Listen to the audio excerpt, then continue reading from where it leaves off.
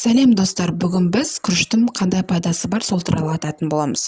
Дүние жүзінде ең көп тұтылатын азықтардың бір түрі болып, ол күріш болып табылады. Жүйелі қоректенудің ажырамас бөлігіне айналған күріш құрамында зиянды май, холестерин секілді ағзаға зиянды ештеңе болмауымен де денсаулыққа өте пайдалы болып келеді.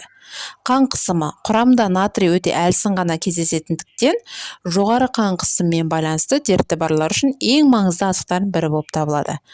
Қант диабеті ай мен қышқалдарының қатарына жататын лецин тұрғысынан қанық келетін күріш қандағы шекерлер жүйесін жүйелендіріп, күш береді және жаралардың жазылуына септігін тигізеді.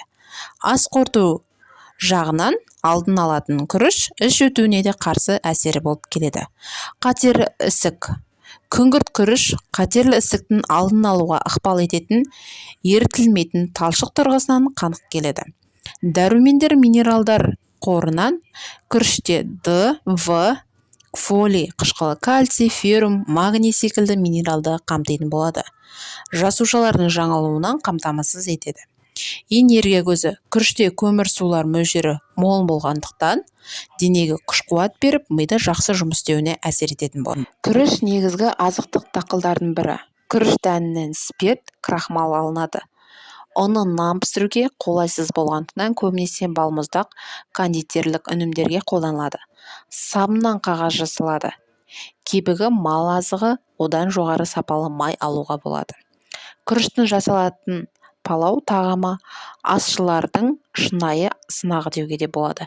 Суы көп болса езіліп кетеді, аз болса күріш тірі болып қалады. Сондай-ақ барлық күріштің қасиеті бірдей болмайды. Суды көп сіңіретін, аз сіңіретін, майды көп сіңіретін, ұзын, қысқа, ақ, қоңыр, қара секілді көптеген түрлері кездеседі.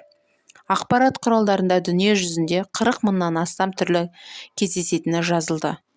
Қара күріш туралы мынадай әпсана бар. Ертеде қара күрішті тек Қытай сарайларында ғана өсіріп, халқы ғана жей алатын болған. Күндердің бір күнінде шаруа бір уыс ұрлап шығып өсіріп, қара халықтың ішіне қарай тарай бастаған екен. Бұл хабар патшаға жеткенде шаруалардың қолындағы бүкіл қара күріштерді тәрбектеліп көзін жояды. Осыдан кейін қара күріш тыйым салынған күріш деп атанған. Күріш суы немен пайдалы? Күріш суы және немесе қайнатпасы керемет қасиеттерге ие. Бұл бүкіл сұйықтықтың дәмі қоймалжынған жағымсыз болып көрінуі мүмкін. Мысалы, қытайлықтар күн сайын таңертең бір стақан күріш суын ішеді. Бұл таптырмайтын пайдалы сұйықтық ағзаға қажетті сергектік болып сыйлайды және тазартады. Сусын көптеген пайдалы заттардан тұрады. Минералдардан және де В, Е, С тобының витаминдерден, асқазанның шырышты қабығын орап емдейтін ұлпадан. Сондай-ақ күріш суының пайдасы қасиеттерінің бірі ағзаның ішкі энергиясын босатады, тері мен шаштың жағдайын жақсартады, зат алмасуды жылдамдатады, ағзаны отты заттардан тазалайды. Күріш суын несімен пайдалы? Күріш суы немесе қайнатпасы керемет қасиеттерге ие. Бірақ бұл сұйықтықтың дәмі қоймалжығы болғанымен және жағымсыз болуы мүмкін. Мысалы, қытайлықтар күн сайын таңертең бір стақан күріш суын ішеді. Бұл таптырмайтын пайдалы сұйықтық ағзаға қажетті сергектік сыйлап тазартады. Сусын көптеген пайдалы заттардан тұрады. Минералдардан және де көптеген өзінің витаминдерден, ағзаның шырышты қабығын орап емдейтін ұлпадан. Сондай-ақ күріш суының пайдасы қасиеттері бар. Ағзаның ішкі энергиясын босатады, тері мен шаш жағдайын жақсартады, зат алмасуын жылдамдатады, ағзаны отты заттардан тазалайды, сусындануды жеңілдетуге көмектеседі.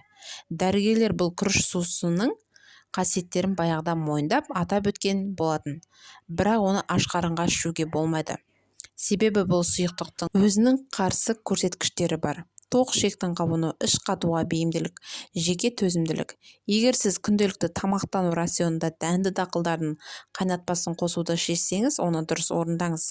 Сонымен күріш қайнатпасының қалай дайындаймыз? Емдеуге немесе салмақ тастауға арналған рецептер. Күріштен сусын дайындаудың көптеген рецептері бар. Яғни қарапайымдан басталып бірнеше қадамдардан тұратын рецептер болады. Ең қарапайым рецепт бойынша дайындау. Өзіңізге ыңғайлы кастрюль алып, 2 стақан су құйыңыз және қайнатыңыз. Судан кейін оның үстіне 2 қасық күріш салып қосыңыз. Бұның шамамен 40 минут қайнатасыз.